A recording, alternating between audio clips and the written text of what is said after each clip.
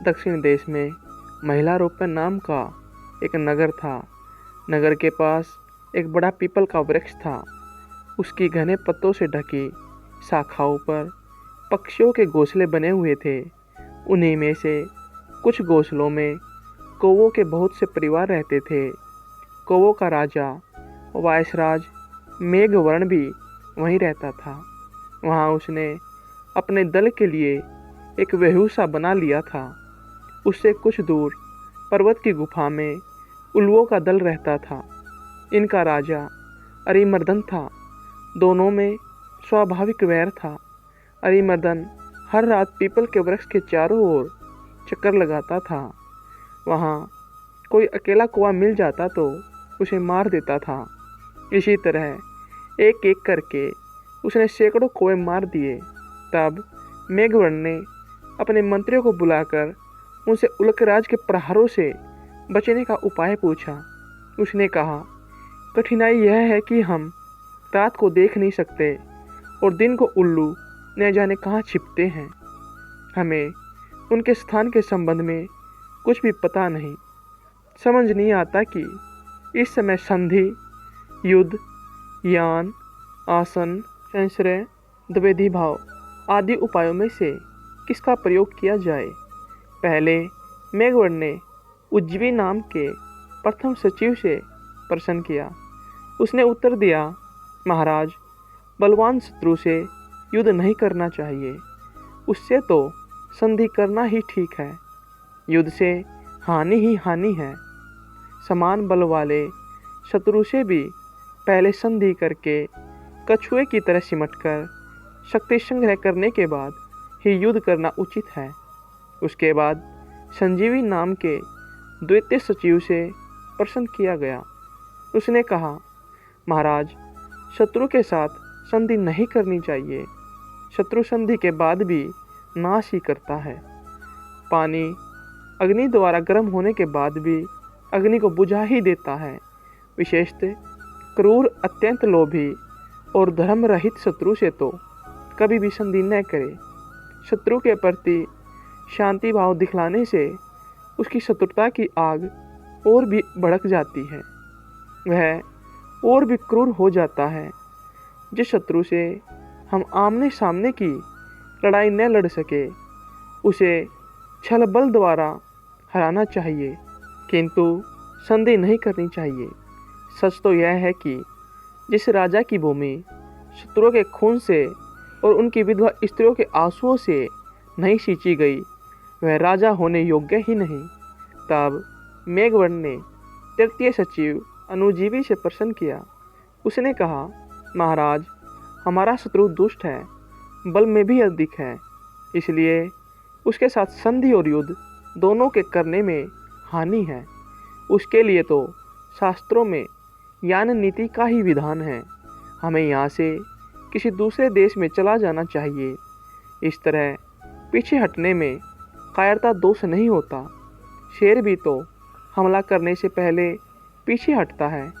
वीरता का अभिमान करके जो हठपूर्वक युद्ध करता है, वह शत्रु की ही इच्छा पूरी करता है और अपने व अपने वंश का नाश कर लेता है। इसके बाद मेघवर्ण ने चतुर्थ सचिव परजीवी से प्रश्न किया। उसने कहा, महाराज, मेरी सम्मति में तो संधि, विग्रह और यान तीनों में दोष है। हमारे लिए आसन नीति का आश्रय लेना ही ठीक है। अपने स्थान पर दृढ़ता से बैठना सबसे अच्छा उपाय है। मगरमच्छ अपने स्थान पर बैठकर शेर को भी हरा देता है, हाथी को भी पानी में खींच लेता है। वही यदि अपना स्थान छोड़ दे तो चूहे से भी हार जाए। अपने दुर्ग में बैठकर हम बड़े से बड़े शत्रु का सामना कर सकते हैं। अपने दुर्ग में बैठकर हमारा एक सिपाही शत शत्रुओं का नाश कर सकता है।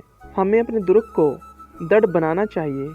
अपने स्थान पर दृढ़ता से खड़े छोटे छोटे वृक्षों को आंधी तूफान के प्रबल झोंके भी उखाड़ नहीं सकते।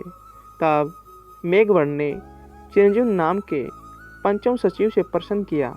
उसने कहा, महाराज, मुझे तो इस समय संशय नीति ही उचित प्रतीत होती है। किसी बलशाली सहायक मित्र को अपने पक्ष में करके ही हम शत्रु को हरा सकते हैं। अतः हमें यही ठहरकर किसी समर्थ मित्र की सहायता ढूंढनी चाहिए। यदि एक समर्थ मित्र न मिले तो अनेक छोटे छोटे मित्रों की सहायता भी हमारे पक्ष को सबल बना सकती है।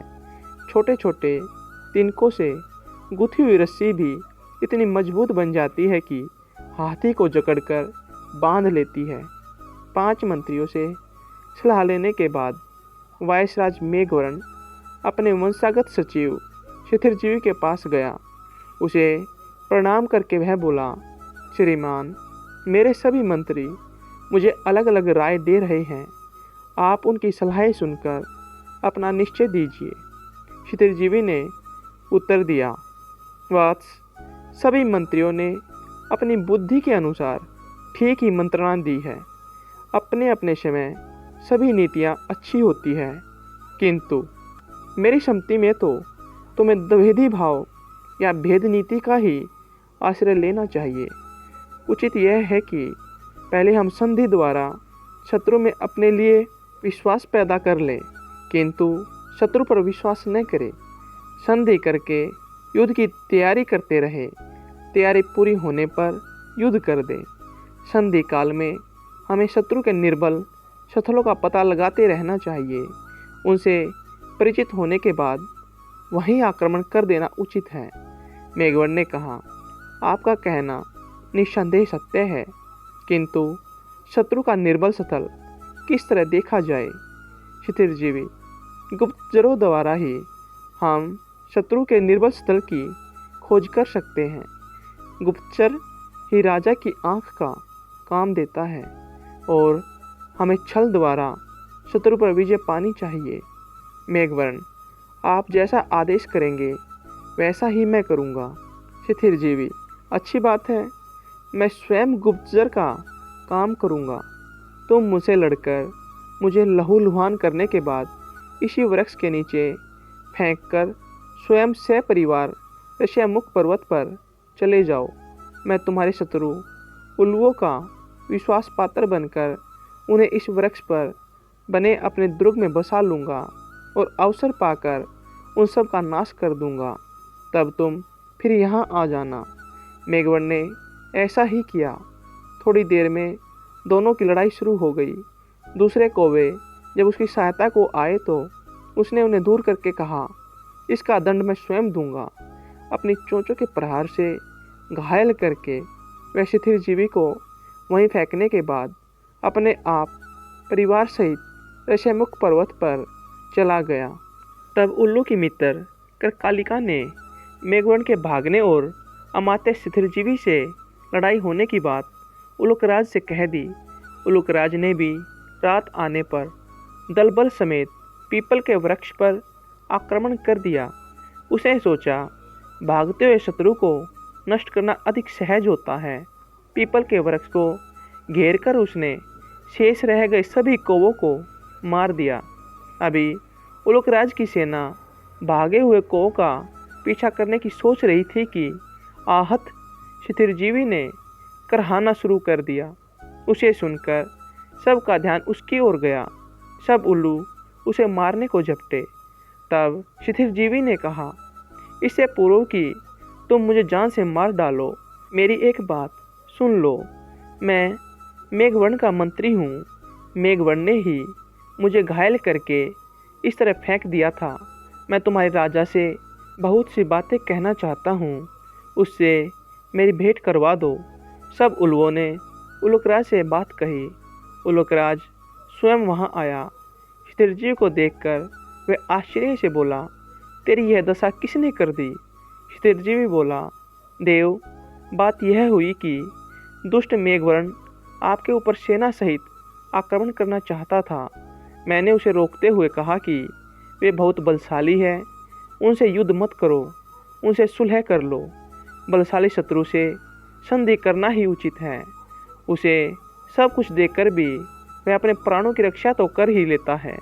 मेरी बात सुनकर उस दुष्ट मेघवर्ण ने समझा कि मैं आपका हित चिंतक हूँ, इसलिए वह मुझ पर झपट पड़ा। अब आप ही मेरे स्वामी हैं। मैं आपकी शरण आया हूँ, जब मेरे घाव भर जाएंगे तो मैं स्वयं आपके साथ जाकर मेघवर्ण को खोज निकालूंगा और उसके स्वर्नाश में आपका सहायक बनूंगा। क्षितिरजीवी की बात सुनकर उलकराज ने अपने सभी पुराने मंत्रियों से सलाह ली। उसके पास भी 5 मंत्री थे, रक्ताक्ष, क्रूराक्ष, दीप्ताक्ष, प्रकनाश, प्राकारकर्ण। पहले उसने रक्ताक्ष से पूछा, इस शरणागत शत्रु मंत्री के साथ कौन सा व्यवहार किया जाए। रक्ताक्ष ने कहा कि इसे अविलंब मार दिया जाए। शत्रु को निर्बल अवस्था में ही मार देना चाहिए, अन्यथा बली होने के बाद वही दुर्जय हो जाता है। इसके अतिरिक्त एक और बात है, एक बार टूटकर जुड़ी हुई प्रीति स्नेह के अतिशय प्रदर्शन से भी बढ़ नहीं सकती। रक्ताक्ष से सलाह लेने के बाद उलकराज ने दूसरे मंत्री क्रूराक्ष से सलाह ली कि क्षितिरजीवी का क्या किया जाए। क्रूराक्ष ने कहा, महाराज, मेरी राय में तो शरणागत की हत्या पाप है। क्रूराक्ष के बाद अरिमर्दन ने दीप्ताक्ष से प्रश्न किया। दीप्ताक्ष ने भी यही सम्मति दी। इसके बाद अरिमर्दन ने वक्रनाश से प्रश्न किया। वक्रनाश ने भी कहा, देव, हमें इस शरणागत शत्रु की हत्या नहीं करनी चाहिए। कई बार शत्रु भी हित का कार्य कर देते हैं।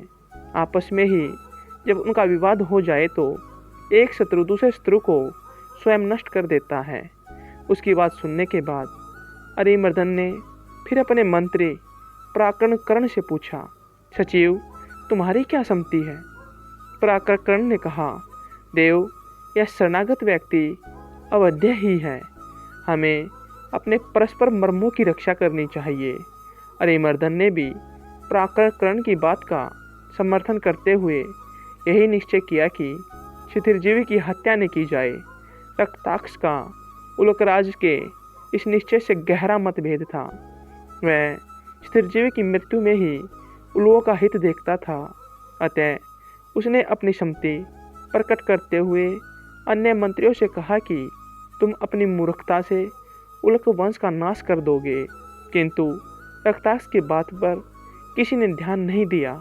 उल्कराज के सैनिकों ने क्षितिरजीवी कौवे को सैया पर लिटाकर अपने पर्वतीय दुर्ग की ओर कूच कर दिया। दुर्ग के पास पहुंचकर क्षितिरजीवी ने उल्कराज से निवेदन किया, महाराज, मुझ पर इतनी कृपा क्यों करते हो। मैं इस योग्य नहीं हूँ। अच्छा हो आप मुझे जलती हुई आग में डाल दें। उल्कराज ने कहा, ऐसा क्यों कहते हो। क्षितिरजीवी, स्वामी, आग में जलकर मेरे पापों का प्रायश्चित हो जाएगा।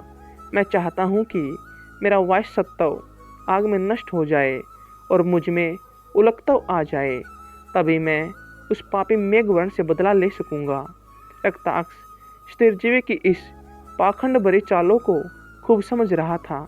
उसने कहा, क्षितिरजीवी, तू बड़ा चतुर और कुटिल है। मैं जानता हूँ कि उल्लू बनकर भी तू कौवों का ही हित सोचेगा। उल्कराज के आज्ञानुसार सैनिक क्षितिरजीवी को अपने दुर्ग में ले गए। दुर्ग के द्वार पर पहुंचकर उल्कराज अरिमर्दन ने अपने साथियों से कहा कि क्षितिरजीवी को वही स्थान दिया जाए जहां वह रहना चाहे। क्षितिरजीवी ने सोचा कि उसे दुर्ग के द्वार पर ही रहना चाहिए, जिससे दुर्ग से बाहर जाने का अवसर मिलता रहे। यही सोच उसने उल्कराज से कहा, देव, आपने मुझे आदर देकर बहुत लज्जित किया है। मैं तो आपका सेवक ही हूँ और सेवक के स्थान पर ही रहना चाहता हूँ। मेरा स्थान दुर्ग के द्वार पर ही रखिए। द्वार की जो धूलि आपके पद कमलों से पवित्र होगी, उसे अपने मस्तक पर रखकर ही मैं अपने को सौभाग्यवान मानूंगा। उल्कराज इन मीठे वचनों को सुनकर फूले न समाये। उन्होंने अपने साथियों को कहा कि क्षितिरजीवी को यथेष्ट भोजन दिया जाए। प्रतिदिन स्वादु और पुष्ट भोजन खाते खाते क्षितिरजीवी थोड़े ही दिनों में पहले जैसा मोटा और बलवान हो गया। रक्ताक्ष ने जब क्षितिरजीवी को हष्टपुष्ट होते देखा तो वह मंत्रियों से बोला, यहाँ सभी मूर्ख हैं। लेकिन मंत्रियों ने अपने मूर्खता भरे व्यवहार में परिवर्तन नहीं किया। पहले की तरह ही वे क्षितिरजीवी को अन्न मांस खिला पिलाकर मोटा करते रहे। रक्ताक्ष ने यह देखकर अपने पक्ष के साथियों से कहा कि अब यहाँ हमें नहीं ठहरना चाहिए, हम किसी दूसरे पर्वत की कंदरा में अपना दुर्ग बना लेंगे। फिर रक्तास ने अपने साथियों से कहा कि ऐसे मूर्ख समुदाय में रहना विपत्ति को पास बुलाना है। उसी दिन परिवार समेत रक्तास वहाँ से दूर किसी पर्वत कंदरा में चला गया। रक्तास के विदा होने पर चित्रजीवी बहुत प्रसन्न होकर सोचने लगा, यह अच्छा ही हुआ कि रक्तास चला गया। इन मूर्ख मंत्रियों में अकेला वही चतुर और दूरदर्शी था। रक्तास के जाने के बाद चित्रजीवी ने उल्लुओं के नाश की तैयारी पूरे जोर शोर से शुरू कर दी। छोटी छोटी लकड़ियाँ चुनकर वह पर्वत की गुफा के चारों ओर रखने लगा। जब पर्याप्त लकड़ियाँ एकत्रित हो गई तो वह एक दिन सूर्य के प्रकाश में उल्लुओं के अंधे होने के बाद अपने पहले मित्र राजा मेघवर्ण के पास गया और बोला, मित्र, मैंने शत्रु को जलाकर भस्म कर देने की पूरी योजना तैयार कर ली है। तुम भी अपनी चोंचों में एक एक जलती लकड़ी लेकर उल्कराज के दुर्ग के चारों ओर फैला दो। दुर्ग जलकर राख हो जाएगा, शत्रुदल अपने ही घर में जलकर नष्ट हो जाएगा। यह बात सुनकर मेघवर्ण बहुत प्रसन्न हुआ। उसने चित्रजीवी से कहा, महाराज, कुशल क्षेम से तो रहे, बहुत दिनों के बाद आपके दर्शन हुए हैं। चित्रजीवी ने कहा, वत्स, यह समय बातें करने का नहीं। यदि किसी शत्रु ने वहाँ जाकर मेरे यहाँ आने की सूचना दे दी तो बना बनाया खेल बिगड़ जाएगा। शत्रु कहीं दूसरी जगह भाग जाएगा। जो काम शीघ्रता से करने योग्य हो उसमें विलंब नहीं करना चाहिए। शत्रुकुल का नाश करके फिर शांति से बैठकर बातें करेंगे। मेघवर्ण ने भी यह बात मान ली। कौवे सब अपनी चोंचों में एक एक जलती हुई लकड़ी लेकर शत्रुद्रुग की ओर चल पड़े और वहां जाकर लकड़ियां दुर्ग के चारों ओर फैला दी। उल्लुओं के घर जलकर राख हो गए और सारे उल्लू अंदर ही अंदर तड़प कर मर गए। इस प्रकार उल्लुओं का वंशनाश करके मेघवर्ण वायसराज फिर अपने पुराने पीपल के वृक्ष पर आ गया। विजय के उपलक्ष्य में सभा बुलाई गई। चित्रजीवी को बहुत सा पुरस्कार देकर मेघवर्ण ने उससे पूछा, महाराज, आपने इतने दिन शत्रु के दुर्ग में किस प्रकार व्यतीत किए? शत्रु के बीच रहना तो बड़ा संकटापन है, हर समय प्राण गले में अटके रहते हैं। चित्रजीवी ने उत्तर दिया, तुम्हारी बात ठीक है, किंतु मैं तो आपका सेवक हूँ। सेवक को अपनी तपचर्या के अंतिम फल का इतना विश्वास होता है कि वह क्षणिक कष्टों की चिंता नहीं करता। इसके अतिरिक्त मैंने यह देखा कि तुम्हारे प्रतिपक्षी उल्कराज के मंत्री महामूर्ख है। एक रक्तासी बुद्धिमान था, वह भी उन्हें छोड़ गया। मैंने सोचा यही समय बदला लेने का है। शत्रु के बीच विचरने वाले गुप्तचर को मान अपमान की चिंता छोड़नी ही पड़ती है। वह केवल अपने राजा का स्वार्थ सोचता है। मान मर्यादा की चिंता का त्याग करके वह स्वार्थ साधन के लिए चिंताशील रहता है। वायसराज मेघवर्ण ने चित्रजीवी को धन्यवाद देते हुए कहा, मित्र, आप बड़े पुरुषार्थी और दूरदर्शी हैं। एक कार्य को प्रारंभ करके उसे अंत तक निभाने की आपकी क्षमता अनुपम है। संसार में कई तरह के लोग हैं। निचतम प्रवृत्ति के वे हैं जो विघ्न भय से किसी भी कार्य का आरंभ नहीं करते। मध्यम वे हैं जो विघ्न भय से हर काम को बीच में छोड़ देते हैं। किंतु उत्कृष्ट वही है जो सैकड़ों विघ्नों के होते हुए भी आरंभ किए गए काम को बीच में नहीं छोड़ते।